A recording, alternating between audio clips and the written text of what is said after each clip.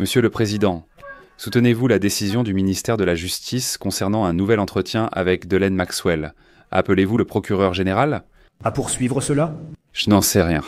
Ils vont ou la rencontrer, ils vont le faire.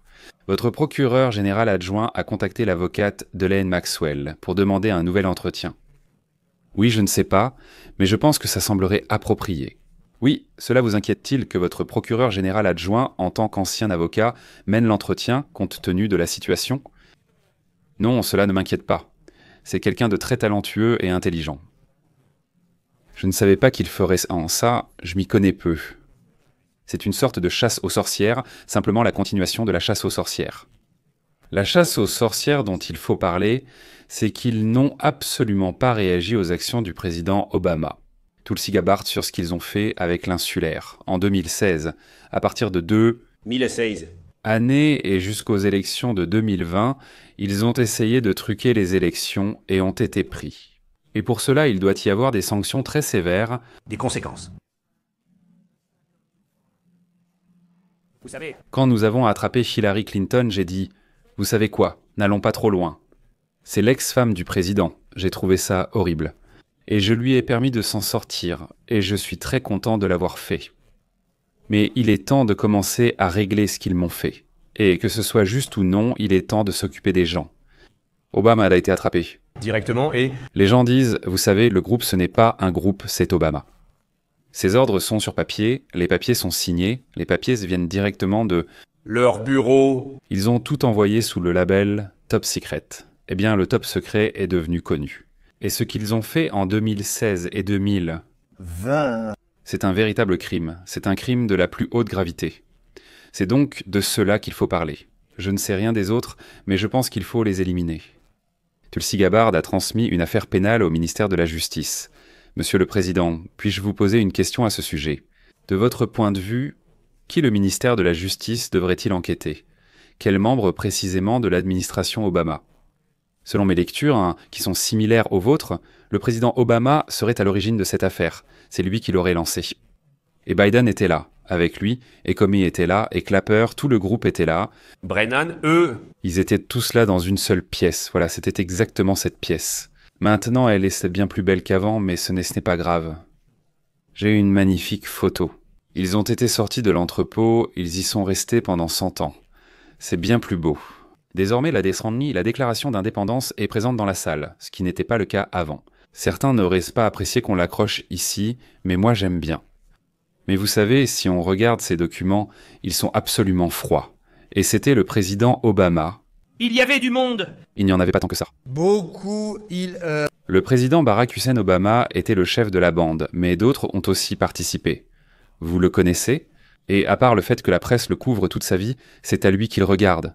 Il est ses coupables, ce n'est pas une question. Il est coupable, ce n'est pas une question, j'aime le dire.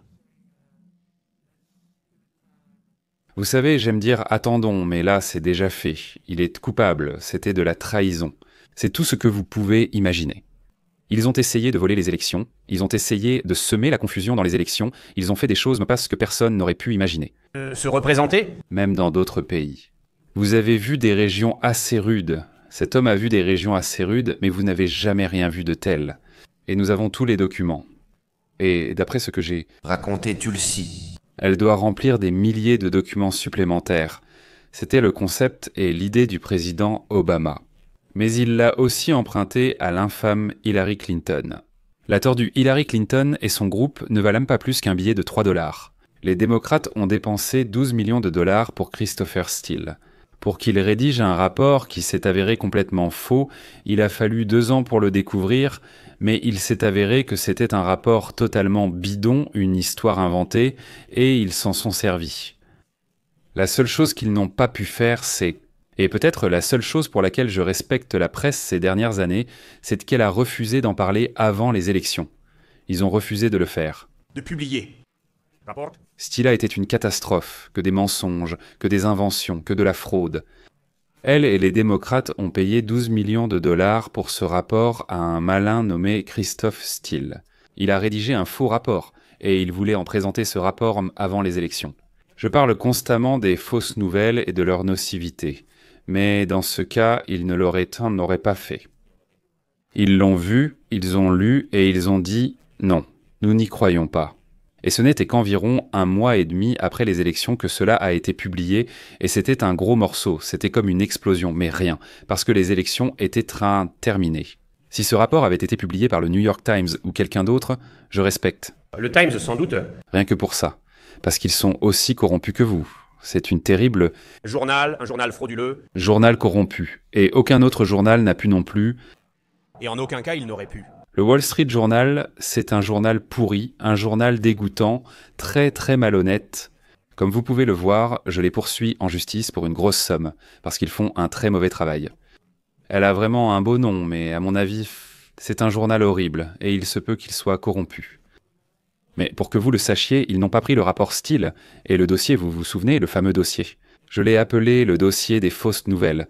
Les médias n'en ont pas parlé. Je suis stupéfait. Ils avaient 2 mois et demi. Tout était terminé, 2 mois et demi. C'est comme ça que ça devait se passer. Cela, ça a été publié quelques mois après les élections.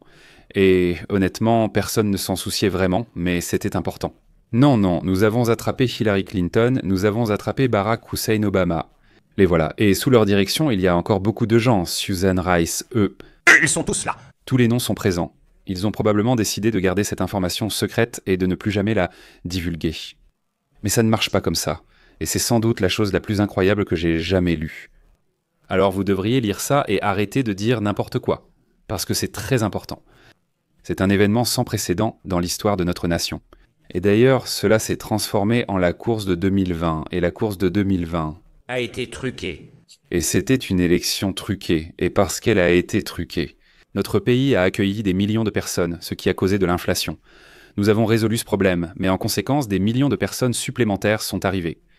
Et des gens qui ne devraient pas être là. Ne devraient pas. Des gens. Issus de gangs, de prisons, d'hôpitaux psychiatriques, des gens que nous ne voulons pas voir dans notre pays, et des gens que nous sommes en train de faire sortir. Des personnes dangereuses. 11 888 meurtriers, dont beaucoup, plus de 50%, ont tué plus d'une personne. Une personne. Je n'aime pas le dire devant un invité si important, mais ils m'ont posé une question et je dois y répondre. Non. Le chef Barack Hussein Obama, Hillary Clinton était à ses côtés, et Joe Biden l'a endormi aussi, ainsi que tous les autres. Comey, Clapper, tout ce groupe-là. Et ils ont essayé de truquer les élections, et ils se sont fait prendre, et ils ont vraiment truqué les élections en 2020. Et ensuite, sachant que... J'ai gagné les élections. Je l'ai fait une 3e fois, et j'ai gagné avec une grande avance. Chacun d'eux a remporté le vote populaire, mais en 2020, j'ai quand même réussi à le faire.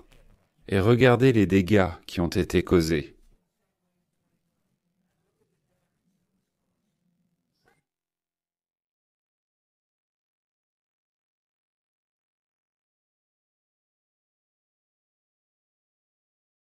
Sous-titres réalisés par